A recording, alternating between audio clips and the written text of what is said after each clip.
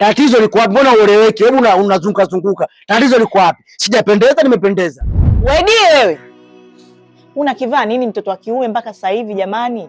Mambo mengi niwe nayo mimi mtoto wa kike. Lakini wewe wa kiume kweli?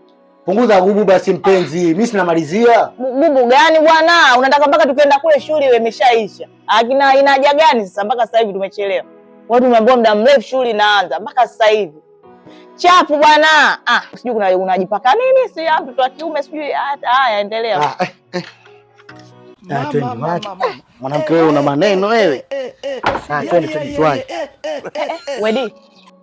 Kulikoni kuvaa nguo zangu? Wewe una shida gani? Wewe uone tatizo? Sio shida tuwai bwana, tusubiri sisi kwenye birthday bwana. Hebu bwana kwa serious. Nenda ndani bwana, mkabadilishe hizo nguo. Mimi siwezi kwenda kuvoonyesha matundoke bwana. Yaani mimi nimekaa hapa muda wote na kusubiri, najua mume wangu unavaa uko ndani unatupia. Uko vizuri, smart mtoto wa kiume. Na akaa na kusubiri. Kumbe ulikuwa unavaa hizo nguo? Tatizo liko wapi? Yaani nini handbag hiki hapa nimependeza ndo kama hivi. Kikote hiki hapa. Tatizo liko wapi? Kwa sijapendeza? Yaani unaongea uko serious, acha mjinga bwana. Hivi tusiritiane matani. Mimi siwezi kwenda kwenye birthday hivyo. Hivyo ulivyovaa mtoto wa kiume siwezi kwenda na wewe. Kwani shida nini? Wewe utavaje nguo zangu? Wewe mbona umevaa nguo zangu? Mimi kwangu haina shida. Kwa hiyo mimi kuvaa nguo zangu kuna tatizo. Ila wewe kuvaa nguo zangu hakuna tatizo, si ndio? Wapi pameandikwa mwanaume kuvaa nguo za kike kuna tatizo, ila mwanamke kuvaa nguo za kiume hakuna tatizo? Sehemu gani imeandikwa hilo? Wakati hii wanawake ndio wanasemaga haki sawa kwa wote. Sasa mbona hii haki mna kuivuruga? Yaani kwangu mimi, yaani mtoto wa kike kuvaa nguo zako haina shida. Lakini wewe itakuwa ni aibu na fezi yako kwenye shughuli kukuona wewe kapo yangu umevaa nguo kama hizo. Hii ipova juu ya nani? Yako. Yangu na hii nguo chini? Yako. Yako. Kusoma viatu tu, si ndio? Sasa mimi kuvaa nguo yako hiyo inakuuma.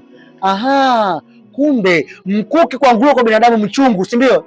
Sasa mimi navaa nguo. Na hii sivui.